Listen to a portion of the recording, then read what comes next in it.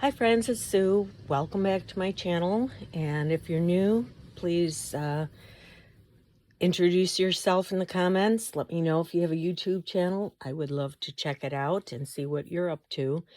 But I'm going to show you the second half of, or the first half of February and what I've been doing in my daily junk journal. So, here we go. I had already shown in a previous video the setup for February, and I had already done this page, so I won't talk about that.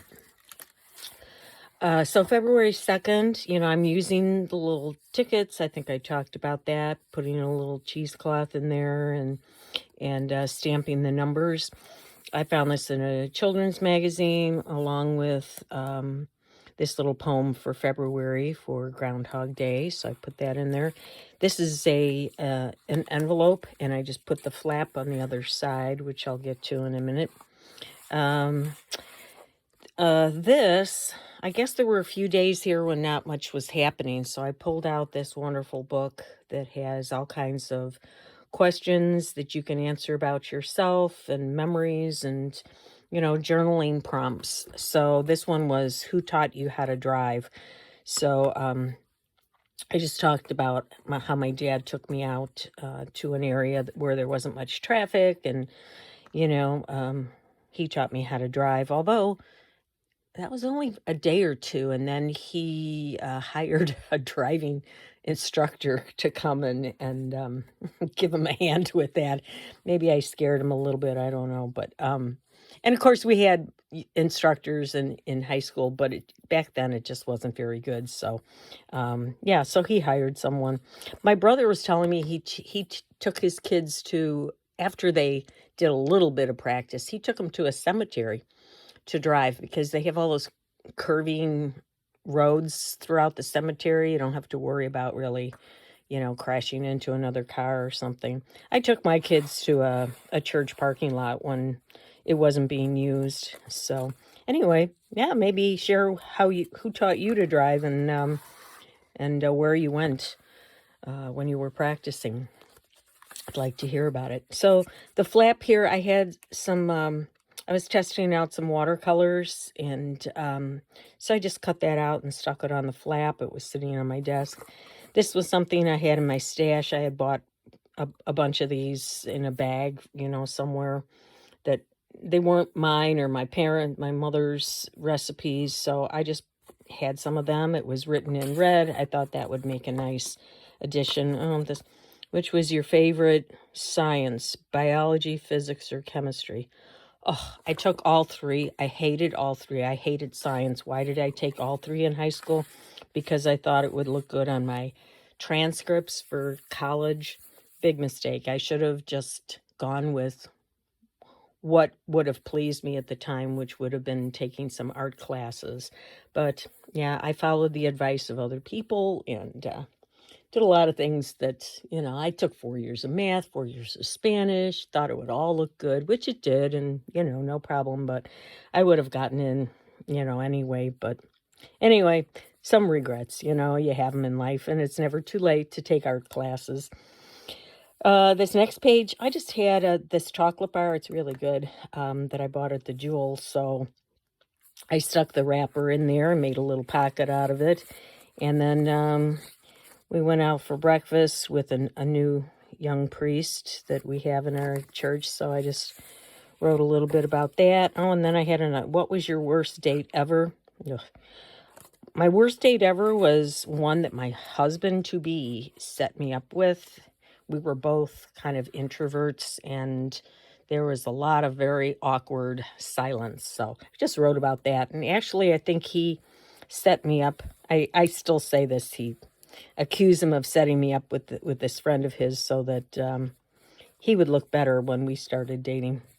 But anyway, the next page here, I kind of wanted to do a little orangey theme here.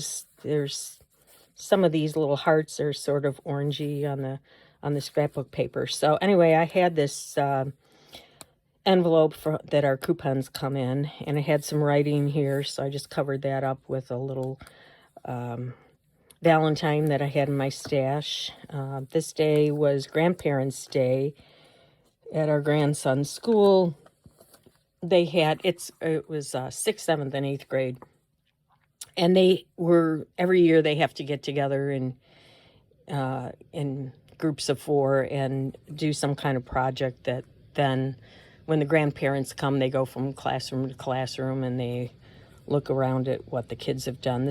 This was in different time periods. They're studying ancient, medieval, and modern time periods. So the 6th graders had the modern time, and this is my 6th grade grandson, and then his older brother in 8th grade, and they had some kind of ship going here that they did. So anyway, then they had a nice luncheon for us. So I took the table number and put that over.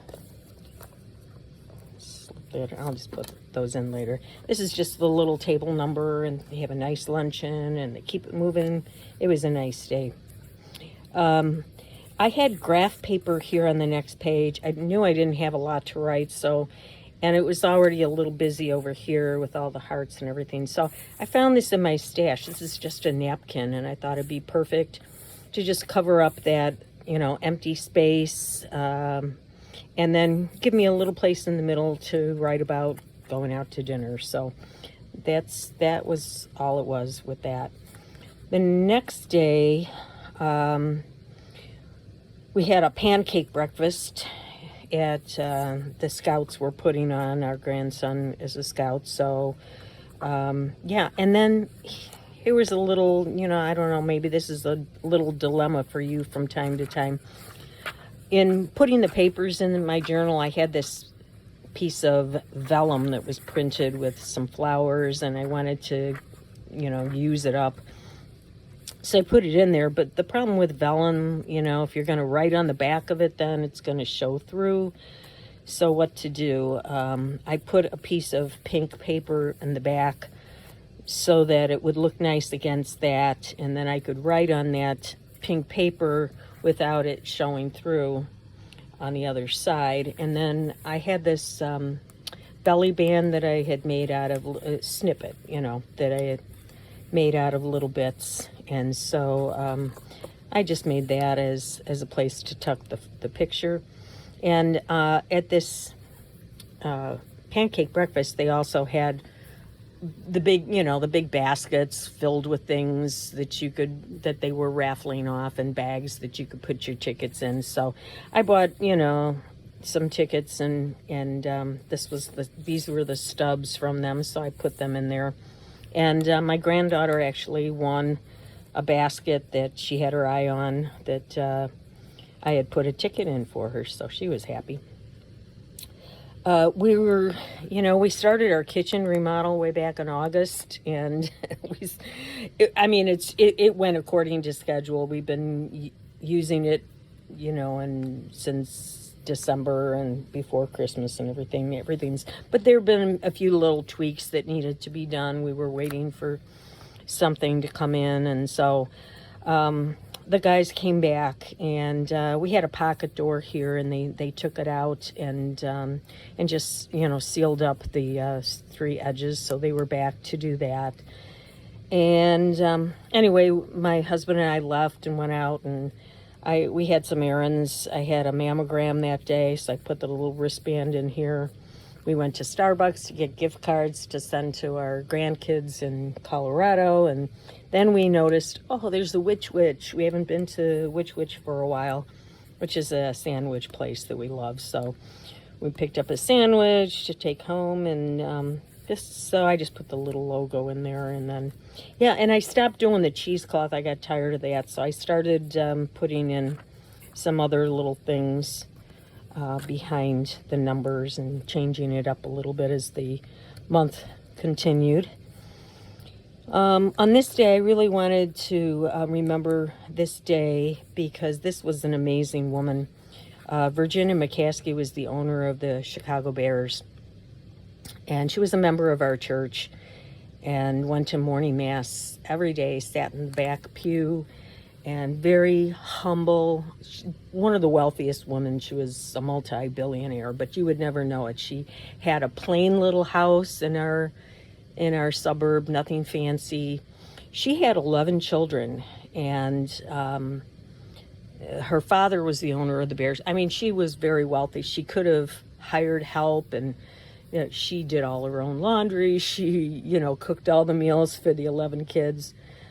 She was 102 years old when she died, and quite a legacy. Anything that she could do with the money meant nothing to her. Anything she could do with it to help other people, and she always did it anonymously. We all knew, if something was donated anonymously, oh, it's Mrs. McCaskey. But very sadly, people were reading some of the comments online about her, they're Bears fans. They're upset because the Bears don't win.